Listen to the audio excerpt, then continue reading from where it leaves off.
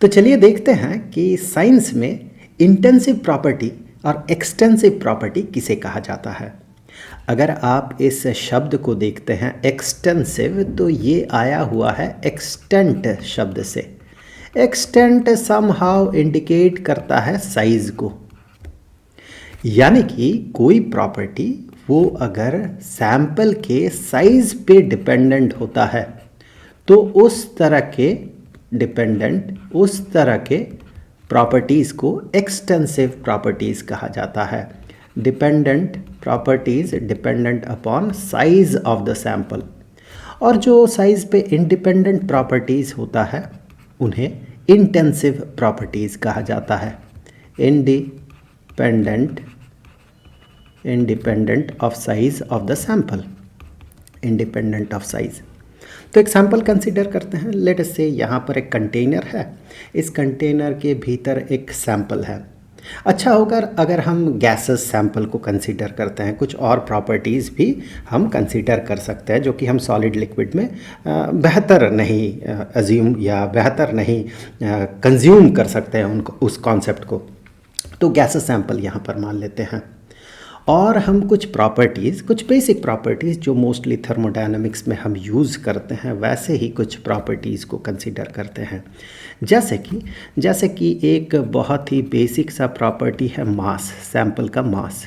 वैसे ही एक प्रॉपर्टी होता है वॉल्यूम, सैंपल का वॉल्यूम। उसी तरह से एक प्रॉपर्टी होता है प्रेशर, सैंपल का प्रेशर, जो कि थर्मोडायनामिक्स में खूब यूज़ होता है। और उसी तरह से अगर आप देखें टेम्परेचर भी यूज़ होता है, ये भी एक प्रॉपर्टी है टेम्परेचर। तो इस तरह का कुछ बेसिक प्रॉपर्टीज़ हम देखेंगे कि ये इंटेंसिव है या एक्सटेंसिव है, मतलब साइज़ डिपेंडेंट प्रॉपर्टीज़ है या साइज़ इंडिपेंडेंट प्रॉपर्टीज़ है। तो इस सैंपल में जो गैस है, लेट अस से कि उसका मास है m, और एग्जांपल के तौर पे मान लेते हैं कि ये जो मास है लेट अस से 500 ग्राम है। तो 500 ग्राम का सैंपल है यहाँ इस कंटेनर के भीतर, और उस सैंपल का जो वॉल्यूम है, दैट मीन इस कंटेनर का जो वॉल्यूम होगा वो वॉल्यूम v है। लेट अस अज्यूम कि वो वॉल्यूम जो है वो 2 लीटर का है।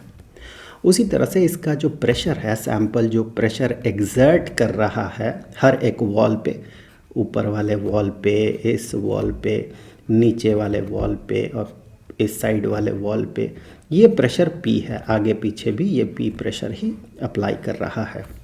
तो वही प्रेशर जो है दैट प्रेशर इज़ P। और चलिए मान लेते हैं कि ये 3 एटमॉस्फेरिक प्रेशर है, 3। ये डेटा मैं रैंडमली यूज़ कर रहा हूँ यहाँ पर, सो कैलकुलेट मत कीजिएगा कि ये कौन सा गैस यहाँ पर हो सकता है, क्या पॉसिबिलिटीज़ है, वो सब ना कीजिए। सो ये मैं रैंडम डेटा यूज़ कर रहा हूँ। प्रेशर P हमने मान लिया, और टेम्परेचर लेट अस से कि टेम्परेचर T है, और वो टेम्परेचर है 350 केल्विन, 350 केल्विन के टेम्परेचर में ये है। अब हम क्या करते हैं, यही वाला सैंपल जो है, इस सैंपल को ही हम यहाँ पर कंसीडर करते हैं, लेकिन इस बार हम क्या करते हैं, बीच में एक वॉल इंसर्ट कर देते हैं, ठीक बीचों बीच। ठीक इसे 2 हिस्सों में बांट लेते हैं। ठीक बीचों बीच हमने यहाँ पर एक वॉल इंट्रोड्यूस कर दिया। अब यहाँ पर सैंपल 2 इक्वल पार्ट्स में टूट गया, इधर वाले साइड में एक पार्ट और इधर वाले साइड में एक दूसरा पार्ट। तो सैंपल 2 सैंपल्स में स्प्लिट हो गया। अब अगर आप एक एक सैंपल को देखें, अगर लेफ्ट हैंड साइड के इस सैंपल को आप देखते हैं तो इसका मास अगर देखें तो अब इसका मास m नहीं होगा, बल्कि उसका मास आधा हो जाएगा। जो यहाँ पर 500 ग्राम का था ये अभी 250 ग्राम का हो जाएगा। इस साइड में जो सैंपल है ये भी 250 ग्राम का, ये भी 250 ग्राम का। तो एक वाले साइड को हम देख रहे हैं, क्योंकि हमें देखना है कि वो प्रॉपर्टी साइज़ डिपेंडेंट है या साइज़ इंडिपेंडेंट प्रॉपर्टी है। तो मास आधा हो गया, हमने सैंपल को छोटा कर दिया या आधा कर दिया। तो इसका मतलब मास एक ऐसा प्रॉपर्टी है जो कि साइज़ डिपेंडेंट प्रॉपर्टी है। तो साइज़ डिपेंडेंट प्रॉपर्टी होने का मतलब है ये एक एक्सटेंसिव प्रॉपर्टी है। अब अगर आप वॉल्यूम को देखें तो इस सैंपल का वॉल्यूम 2 लीटर है और फिर उसे हमने आधा कर दिया, 2 हिस्सों में बांट दिया इक्वल पार्ट्स में। तो एक एक हिस्से का अगर आप वॉल्यूम देखें तो वो वॉल्यूम आधा हो जाएगा, V/2 हो जाएगा, यानी कि 1 लीटर का हो जाएगा। तो वॉल्यूम भी साइज़ डिपेंडेंट होता है। तो वॉल्यूम ये भी एक्सटेंसिव प्रॉपर्टी है। लेकिन अगर आप प्रेशर को देखें तो आप ये पाएंगे कि यहाँ पर अगर ये P प्रेशर एग्जर्ट कर रहा था तो सैंपल को अगर हम 2 हिस्सों में स्प्लिट कर भी दें तो भी हमें इस वॉल पे, इस वॉल पे, इस वॉल पे और ये जो वॉल है जो कि हमने इंसर्ट किया था, हर एक वॉल पे P प्रेशर ही ये एग्जर्ट करेगा। सिमिलरली यहाँ पर इस साइड में भी आपको वही प्रेशर दिखेगा, P प्रेशर ही आपको यहाँ पर भी दिखेगा। यहाँ हर एक वॉल पे P प्रेशर ही आपको दिखेगा। इसका मतलब प्रेशर एक ऐसा प्रॉपर्टी है जो कि साइज़ डिपेंडेंट नहीं है, तो ये इंटेंसिव प्रॉपर्टी हो गया। अभी अगर आप टेम्परेचर को देखें तो टेम्परेचर 350 केल्विन में ये सैंपल था, उसी सैंपल को हमने 2 हिस्सों में तोड़ दिया तो टेम्परेचर भी उतना ही रहेगा। प्रेशर भी हमने देखा कि सैंपल के एक पार्ट में P ही रहेगा और टेम्परेचर भी उतना ही रहेगा, 350 केल्विन ही रहेगा, आधा नहीं हो जाएगा टेम्परेचर। सो टेम्परेचर भी उतना ही रहेगा। सो टेम्परेचर भी साइज़ इंडिपेंडेंट प्रॉपर्टी है, तो हम कहेंगे ये भी इंटेंसिव प्रॉपर्टी है। इसी तरह से आप और भी कुछ प्रॉपर्टीज़ को कंसिडर कर सकते हैं, जैसे कि अगर आप देखें डेंसिटी, आप वीडियो को पॉज करके आप पता कीजिए कि डेंसिटी इंटेंसिव प्रॉपर्टी है या एक्सटेंसिव प्रॉपर्टी है। तो आप देखिए कि अगर हम सैंपल को 2 हिस्सों में तोड़ भी दें तो डेंसिटी में कोई फ़र्क नहीं पड़ेगा। जैसे कि यहाँ पर अगर 2 लीटर का मास 500 ग्राम हो तो 1 लीटर का मास 250 ग्राम होगा, तो इसका जो डेंसिटी होगा, यहाँ पर इसका जो डेंसिटी है दैट इज़ 250 ग्राम पर लीटर। वही चीज़ आपको यहाँ पर भी मिलेगा। सैंपल के एक साइड को देखें तो वो 1 लीटर का है और उसका मास जो है 250 ग्राम का होगा, मास भी आधा, वॉल्यूम भी आधा, तो डेंसिटी उतना ही रह जाएगा, डेंसिटी D ही रह जाएगा। सो डेंसिटी ये भी एक इंटेंसिव प्रॉपर्टी है, साइज़ इंडिपेंडेंट प्रॉपर्टी है।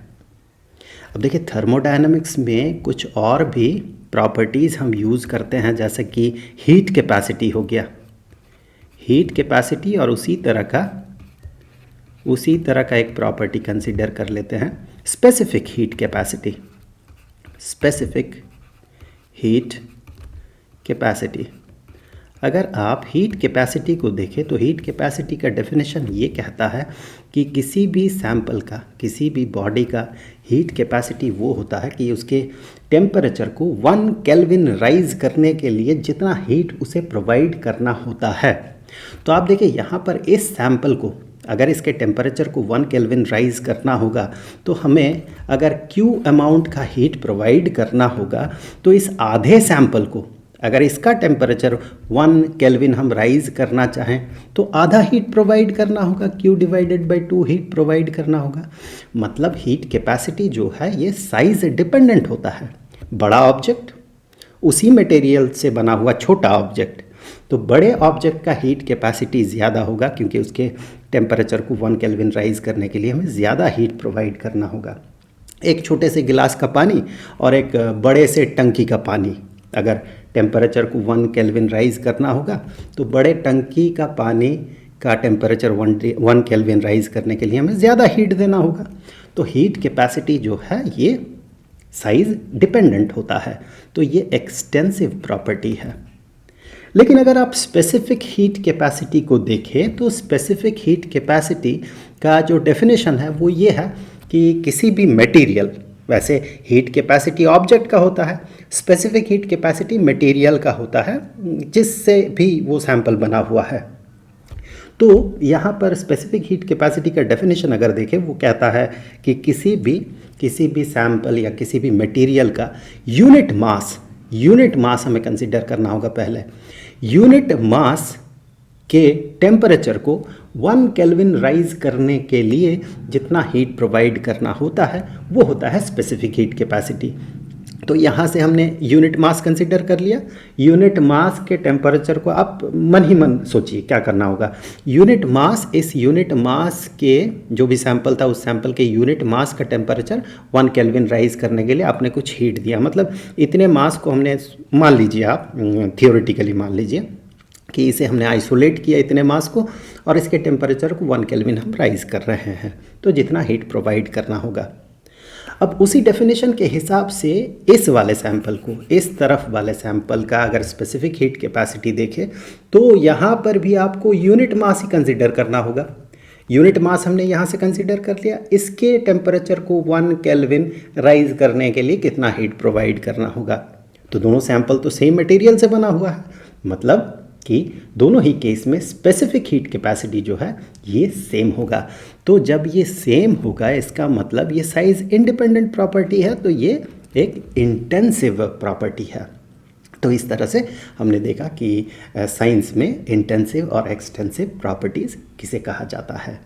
तो उम्मीद है कि वीडियो आपके लिए हेल्पफुल रहा होगा। स्टैंडर्ड 11th के लिए केमिस्ट्री का चैप्टर थर्मोडायनेमिक्स के सारे वीडियोज़ का जो प्लेलिस्ट है उसका लिंक आपको नीचे डिस्क्रिप्शन बॉक्स में मिल जाएगा।